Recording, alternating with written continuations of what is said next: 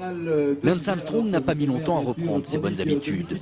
Les dédicaces, les poignées de main aux hommes politiques, les interviews qui n'en finissent pas. Porter le maillot jaune, visiblement, c'est comme le vélo, ça ne s'oublie pas. Le plus important, c'est les sensations dans les jambes, dans la course. L'équipe super, l'équipe vraiment super, mais moi, je ne sais pas. Cette fois, le doute n'est plus permis. Dans ces montagnes françaises, Armstrong n'est plus intouchable. Cet après-midi, dans l'Alpe d'Huez, on attendait l'Américain, mais on a surtout vu ses adversaires. De Vinokourov à Beloki, en passant par Hamilton et Maillot, chacun à leur tour, ils portent une attaque et obligent le quadruple vainqueur du Tour à enchaîner les efforts. Armstrong envoie de toutes les couleurs. Avec son maillot orange fluo, l'Espagnol Ivan Mayo réussit à prendre le large. Il dévore les derniers virages de l'Alpe d'Huez et passe la ligne avec plus de 2 minutes d'avance sur Lance Armstrong. Loin des meilleurs, Richard Virenque a sa tête des mauvais jours. Malgré les encouragements incessants du public, le maillot jaune épuisé par son effort de la veille termine à près de 10 minutes du vainqueur. J'ai préféré monter tout doucement et récupérer, si on peut dire comme ça, les 5-6 derniers kilomètres. J'ai monté à mon train pour garder des forces un peu pour les prochains jours. Au pied du podium, l'ambiance est détendue, chacun retrouve sa couleur fétiche. Cet après-midi à l'Alpe d'Huez, il régnait comme un air de déjà-vu. Bravo, Denis Mensch.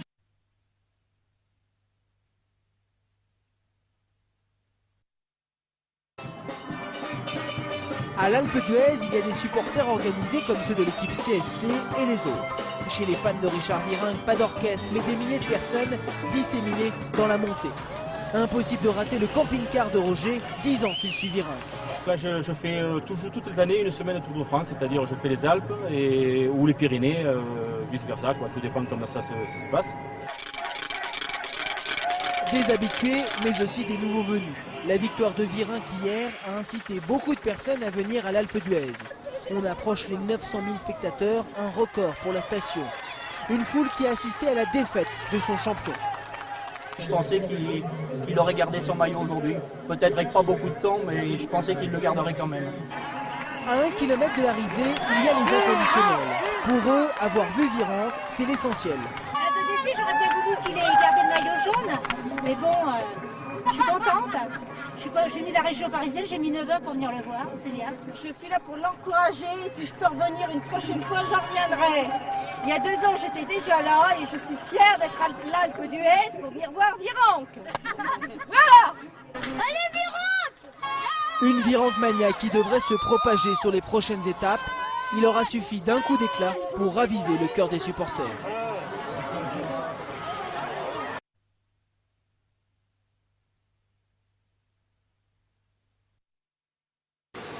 Cet après-midi, au Monument des Girondins, on nous rejoue la scène de la Dolce Vita, avec dans le rôle principal, Laetitia.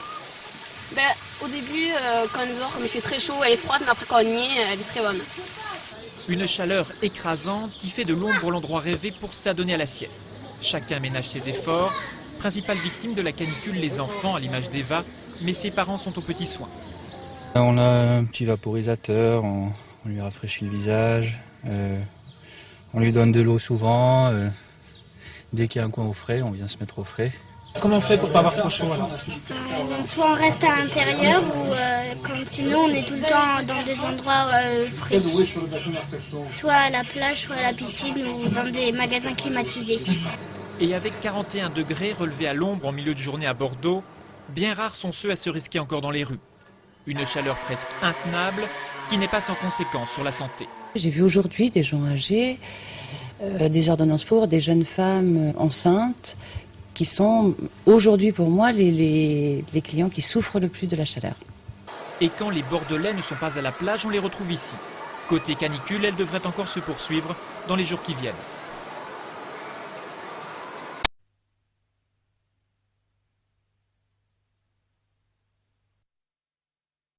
Sans le savoir, les pompiers de Vauvenargues dans les Bouches-du-Rhône ont peut-être innové en matière de prévention des incendies de forêt. Cet après-midi, ils sont restés postés près de ce champ de blé. À cause de la moissonneuse, un feu peut partir à tout moment. Les résidus de paille qui s'encastrent dans toute cette mécanique, ça chauffe, les courroies brûlent et ça met le feu au champ et voilà quoi.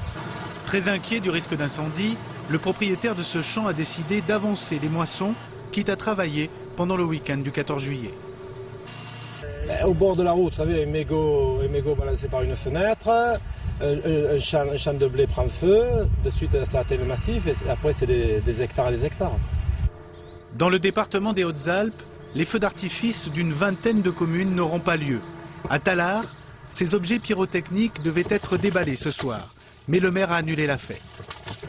Les risques sont très importants. Les risques sont en fait à cet endroit-là où on a des herbes extrêmement sèches et un espace forestier à proximité avec le parc classé de la Garenne qui oblige à prendre certaines précautions. Au village, c'est la déception, mais chacun comprend les raisons d'une telle décision.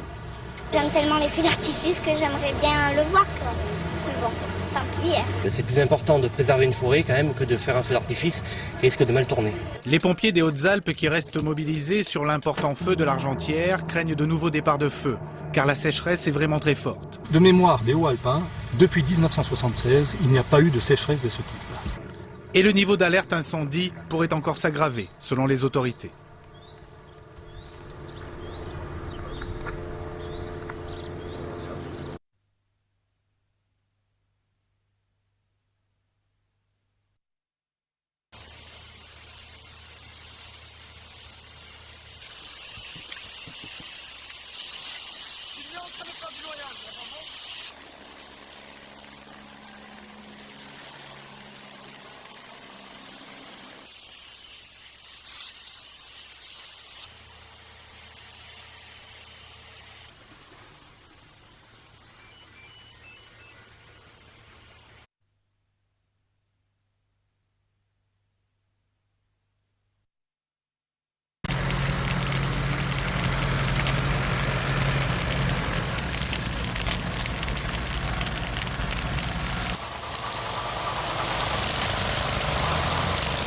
Il y a un vent du nord très violent, donc le feu attise rapidement et la parcelle a été nettoyée en 5 minutes.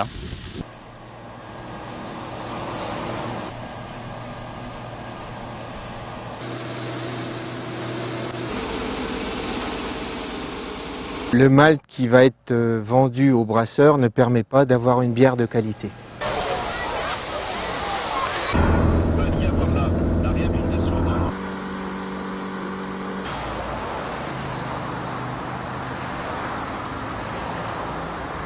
Nous faisons appel à la fois donc, au civisme des automobilistes et à la responsabilité de ces industriels. C'est bon ?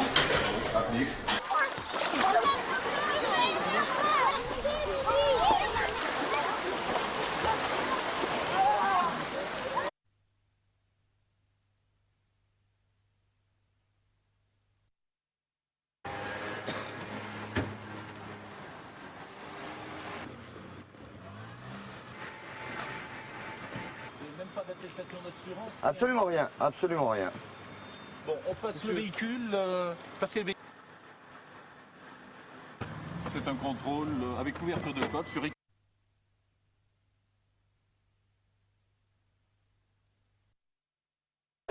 Retour en Corse après 6 semaines de procès. Stella Castella doit désormais affronter cette réalité. Son époux est condamné à 30 ans de réclusion.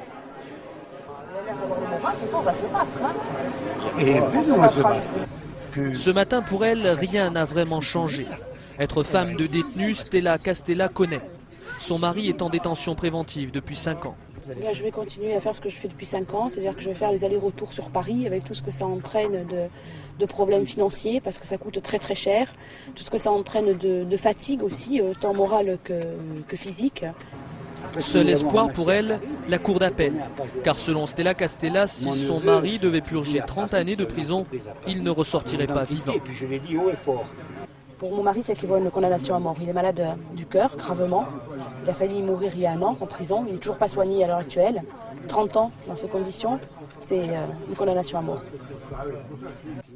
Parmi ceux qui soutiennent Stella Castella, Jean-Charles Antolini, un dur de la lutte nationaliste.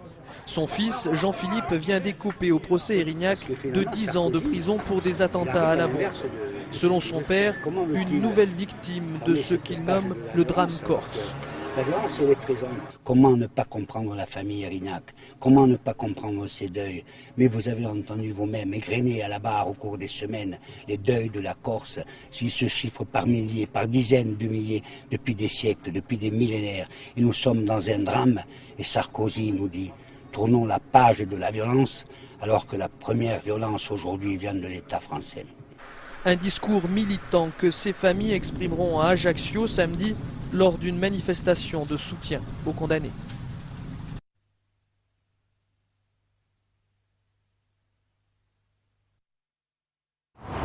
En Corse, c'est le genre de convoi qui ne passe pas inaperçu. Aujourd'hui, Dominique Dubois a rendez-vous avec des maires pour parler développement.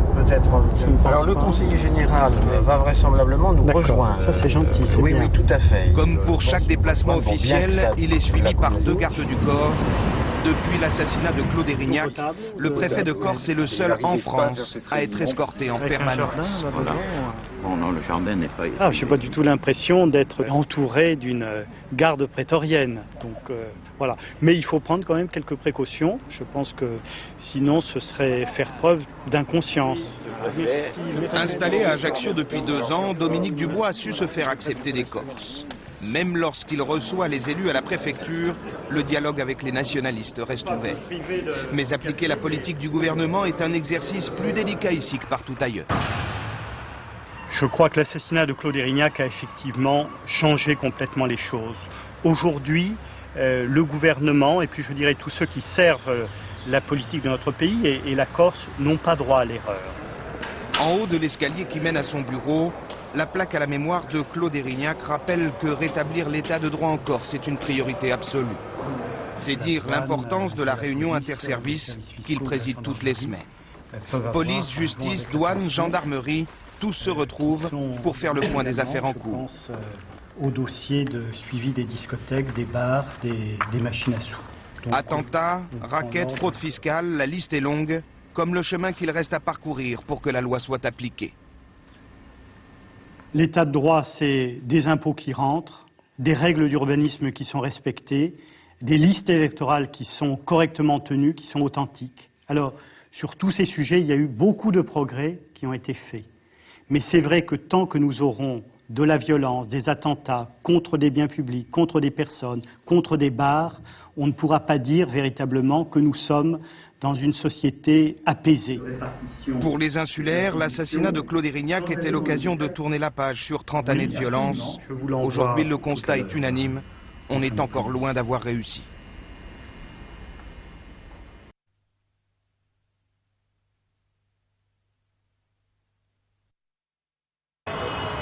Dans quelques heures, ils seront totalement vides. Tout cela se fait très progressivement. D'abord, interdire le stationnement, les véhicules restants partant à la fourrière. Ensuite, commencer à fermer les petites rues. Mais les consignes cette année ne s'arrêtent pas là. De surcroît, on vous demandera d'être attentif à tout collage d'affiches ou d'affichettes sur le mobilier urbain et dans des endroits particulièrement hauts qui peuvent être vus lors du défilé. C'est la première crainte, que ce 14 juillet contribue à l'un des conflits sociaux ou politiques actuels. Les consignes sont donc strictes. Mais la tentative d'attentat de l'année dernière est en fait dans toutes les mémoires. Cette année, les barrières éloigneront un peu plus les spectateurs et permettront un contrôle individuel. Ce public sera dans des enceintes barriérées, à l'entrée desquelles ils auront été soumis à un certain nombre de contrôles. Détecteurs de métaux, fouille des sacs et éventuellement palpation. Une sécurité directement assurée par 4700 gendarmes et policiers, 1000 de plus que l'année dernière. Certains uniformes, d'autres fondus dans la foule. Une trentaine de caméras de télévision permettront la retransmission en direct. Elles auront elles aussi l'œil sur le moindre incident.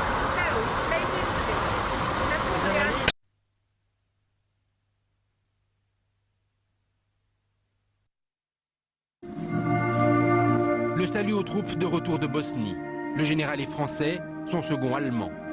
Ici, les deux uniformes coexistent, seul le béret est commun.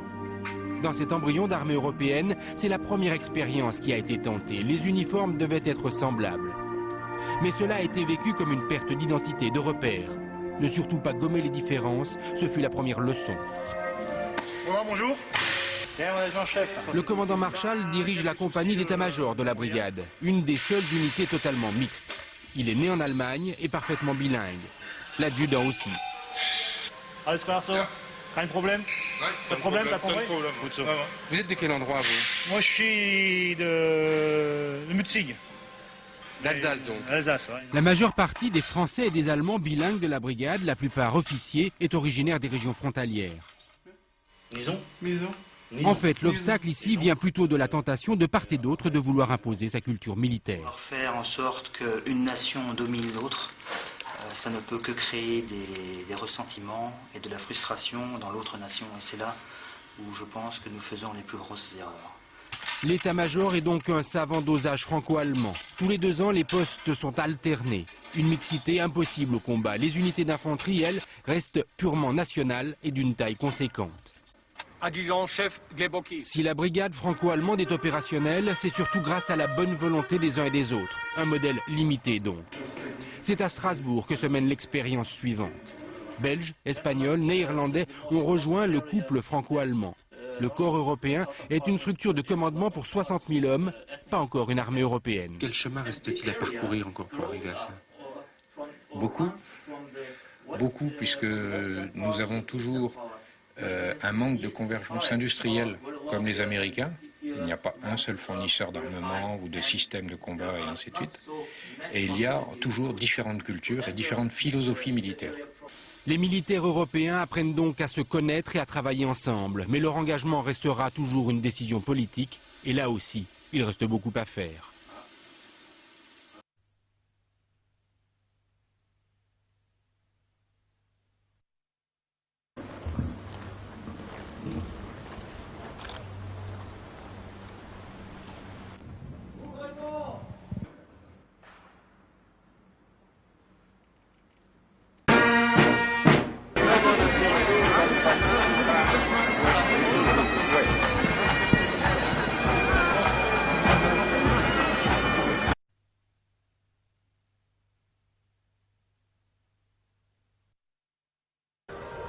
Du 14 juillet 2002, il reste d'abord cette image.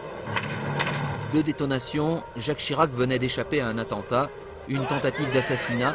Le militant d'extrême droite, Maxime Brunery, allait être arrêté sur les Champs-Élysées à quelques mètres du chef de l'État. Dans son propos, son premier 14 juillet de président réélu, Jacques Chirac avait voulu le centrer sur l'annonce de 3 grands chantiers. Lutte contre le cancer, sécurité routière, insertion des handicapés. Mais cette année, ce sera différent, car le président est d'abord attendu sur l'actualité, et elle est chaude. La Corse, tout d'abord. D'un côté, le succès, avec l'arrestation d'Ivan Colonna, le tueur présumé du préfet Erignac, mais 2 jours plus tard... Le non a gagné. La victoire du non au référendum organisé dans l'île est un camouflet pour le gouvernement. Jacques Chirac, qui avait lui-même appelé à voter oui, dira demain comment il compte surmonter cet échec. L'actualité sociale est tout aussi brûlante. La crise des intermittents du spectacle, avec l'annulation des grands festivals de l'été, succède au long conflit sur la réforme des retraites et ses grèves à répétition. La réforme est passée, mais la paix sociale est-elle revenue? C'est la question qui attend le chef de l'État demain. C'est aussi là-dessus que droite et gauche espèrent ses réponses, évidemment pas les mêmes. Il doit rappeler aux Français que notre régime de retraite est aujourd'hui le plus protecteur d'Europe. Il doit rappeler aux Français que les intermittents du spectacle ont encore après la réforme le régime le plus protecteur au monde. Le gouvernement a accumulé les conflits dans la société française. Et donc on attend du président de la République au moins des gestes d'apaisement, que ce soit sur le plan des intermittents du spectacle, que ce soit sur la Corse. Demain, Jacques Chirac reviendra aussi sur la grâce partielle qu'il a accordée à José Bové, sans oublier l'essentiel pour lui, la feuille de route qu'il donne à Jean-Pierre Raffarin pour les prochains mois. Sécurité sociale, école, décentralisation, les dossiers ne manquent pas.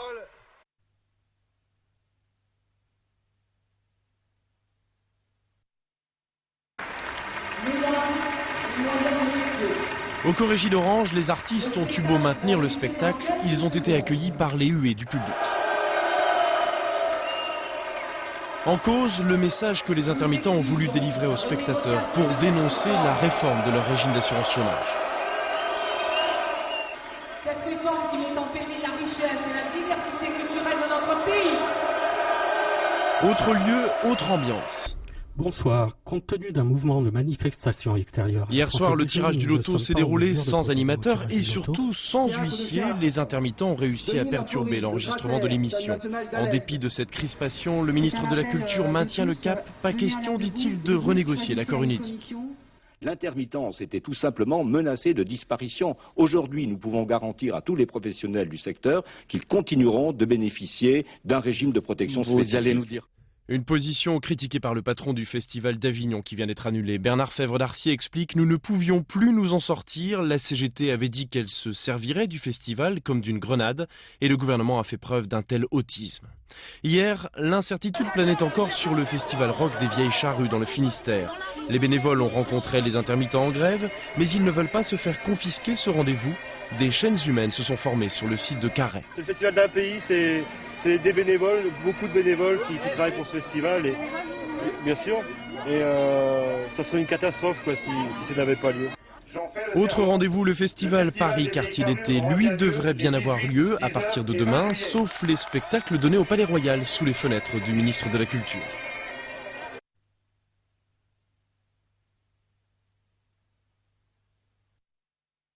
We're especially pleased that 30% in resource-limited settings are not only unacceptable from a moral and human perspective, but also an attractive scientific program that would rock the IAS, Richard Feacham, the Executive Director of the Global Fund.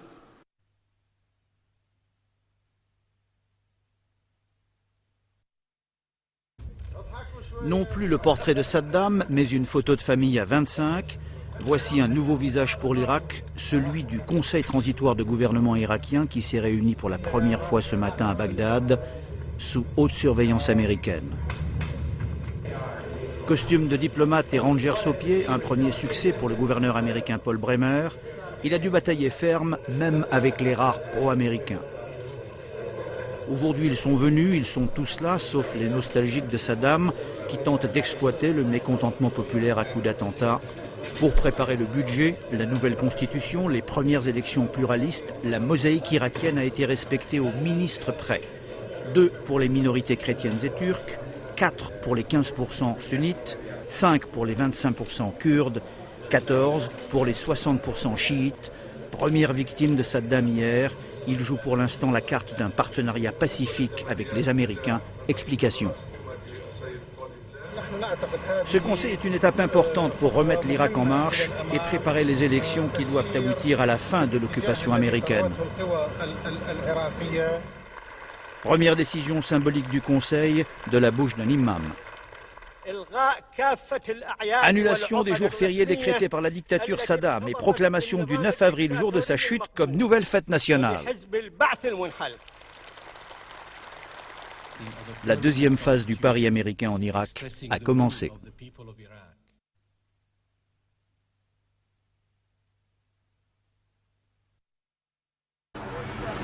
Quand on dépasse les 45 degrés, l'électricité n'est pas un luxe, sauf en Irak. Il faut donc se débrouiller. Maintenant, je commence à brancher l'électricité pour chaque famille du quartier.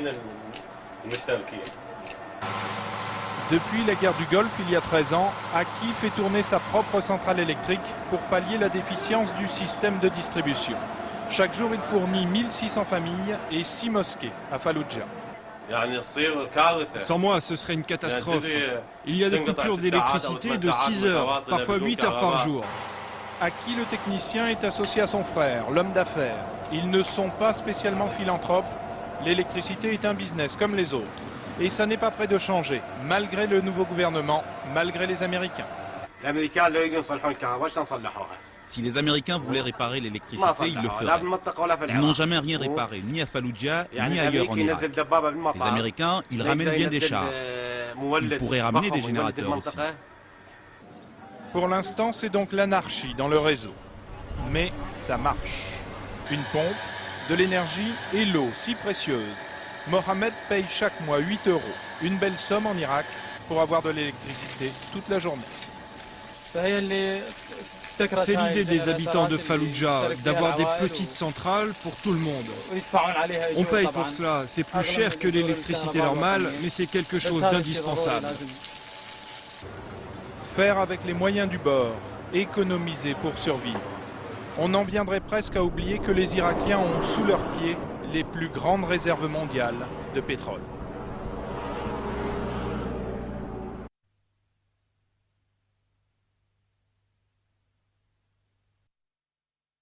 Sur la rivière Ticino cette année, pas moyen de sortir un bateau, il n'y a plus assez d'eau. Même Franco, avec sa barque à fond plat qui connaît pourtant chaque trou de la rivière depuis 30 ans, a bien du mal à tracer sa route. Il y a peu qui sont capables d'y aller parce qu'il y a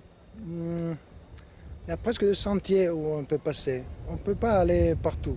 C'est des petits piccoli parties où on peut passer. C'est très difficile d'aller avec le bateau. Plus une goutte de pluie depuis 3 mois, une plage qui s'agrandit et avec elle, l'inquiétude des Italiens. En Lombardie, les journaux annoncent déjà la siccità, la sécheresse du siècle. Ici, c'est la mer des pauvres. Mais le problème avec tout ça aujourd'hui, c'est l'agriculture. Toutes les digues d'irrigation sont fermées. 40% des récoltes grillées, 5 milliards d'euros de dégâts estimés par les spécialistes. Avec les moyens du bord, les agriculteurs lombards tentent donc jour et nuit de sauver leur maïs. D'habitude, on pouvait arroser directement avec des fosses d'irrigation. Là, il y a vraiment trop peu d'eau, alors on utilise des pompes. Dans l'est du pays, il manque 4 à 7 mètres d'eau sur le fleuve. Résultat, vendredi, la première centrale hydroélectrique a dû cesser toute activité. Les 3 grandes centrales hydroélectriques du pays sont également menacées de fermeture sous 8 jours s'il ne pleut pas. À elles seules, elles fournissent près de 10% de l'électricité nationale, une énergie qui pourrait bien faire défaut en pleine saison estivale.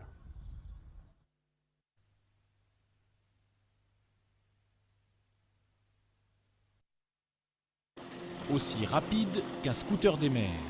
En Vendée, 3 vedettes de type requin blanc équipent la gendarmerie nationale. Elles peuvent atteindre les 70 km/h. Face à la plage des Sables d'Olonne, cet après-midi comme tous les jours, opération de contrôle. Bonjour madame, gendarmerie nationale, on va procéder à un contrôle de votre bateau. Apparemment vous n'avez pas les fusées ni... Pas de fusée de détresse, absence des papiers du bateau, défaut d'immatriculation, c'est la contravention. Le jet et sa conductrice devront rentrer au port.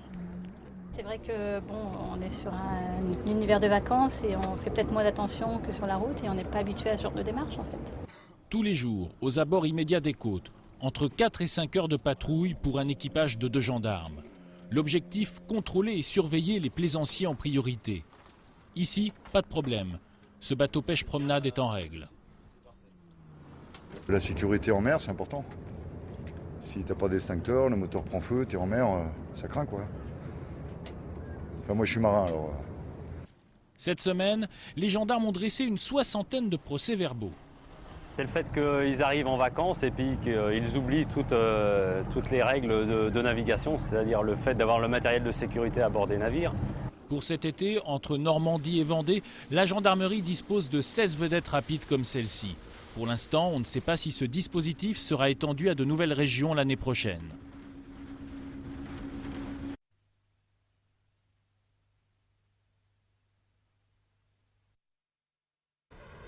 Plus il fait chaud, moins on en fait.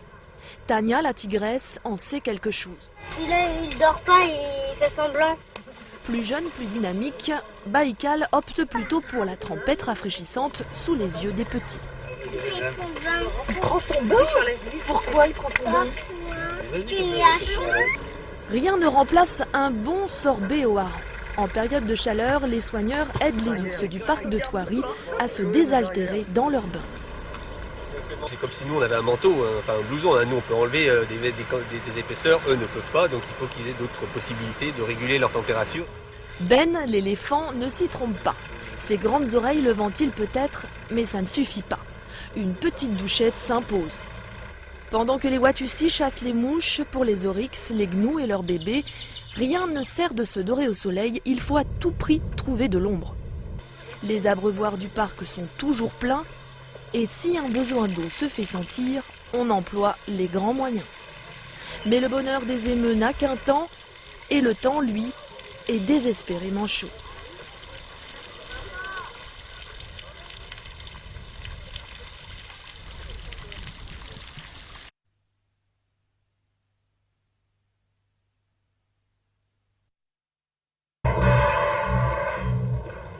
Contrairement aux apparences, Monica Bellucci ne mène pas sa carrière d'un pas de sénateur, mais sur les chapeaux de roue. 3 ans, 3 films dont les titres claquent comme autant de défis. Astérix, Matrix, Irréversible.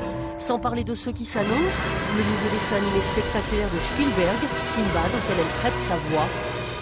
Je te remercie de m'avoir sauvée. Et un film d'action avec Bruce Willis, Les Larmes du Soleil, dans lequel elle joue un médecin humanitaire. Elles ne sont pas si nombreuses, les actrices européennes dont Hollywood loue les faveurs. Je ne parlais pas de fierté parce que dans ce métier, on ne sait jamais ce qui se passe. Dans le sens que tu fais un film qui marche, après tu fais un film qui ne marche pas, un film où tu es bien, un autre film où tu es moins bien. Et du coup, tout ce que je peux dire, c'est que j'aime bien apprendre, évoluer, et plus tu travailles, plus tu évolues. Héroïne animée ou bien réelle, Monica Bellucci interprète le plus souvent des femmes de tête. Pourquoi Sinbad? Parce qu'elle n'avait encore jamais doublé de dessin animé, tout simplement. J'ai toujours adoré la mer. Quant aux Larmes du Soleil, un film d'action que d'aucuns jugent simpliste, voire caricatural, elle le défend avec le même enthousiasme qu'elle met à choisir ses rôles.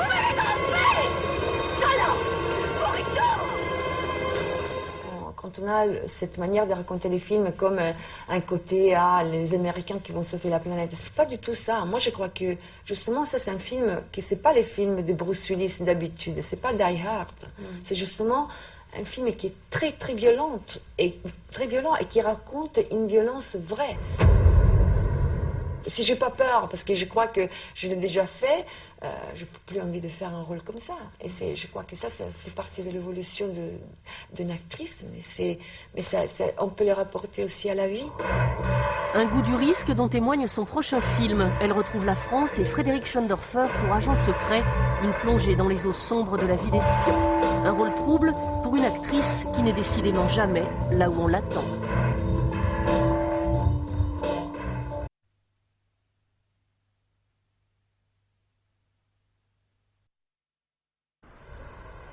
Orange, à quelques heures de la première d'Othello.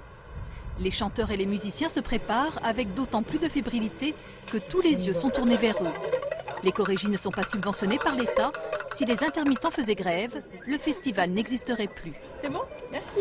À la tombée du jour, 8000 personnes ont envahi les gradins dans une chaleur caniculaire. Mais soudain, le génie de Verdi et le talent des interprètes ont balayé les inquiétudes, tout emporté.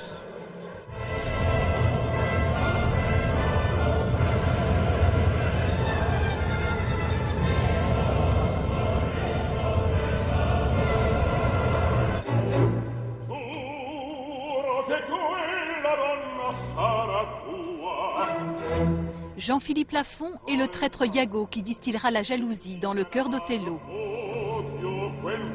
C'est quelqu'un qui pense et qui réfléchit toujours à une avancée dans le mal, quoi, dans le mensonge, dans une certaine agressivité pour détruire, quoi. Un de nos plus grands barytons qui a commencé sa carrière comme joueur de rugby du côté de Toulouse. Sur un théâtre d'ouverture de 13 ou 15 mètres, si on nous demande de courir, en 4 pas, on est arrivé au bout, quoi. Ici, ça fait un petit sprint, quoi.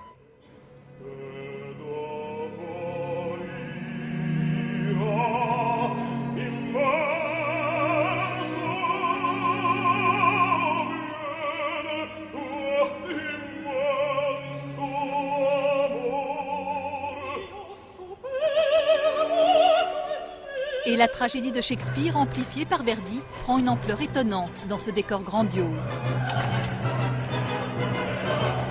Une nuit qui a remis du baume au cœur des amateurs de festivals et de beauté.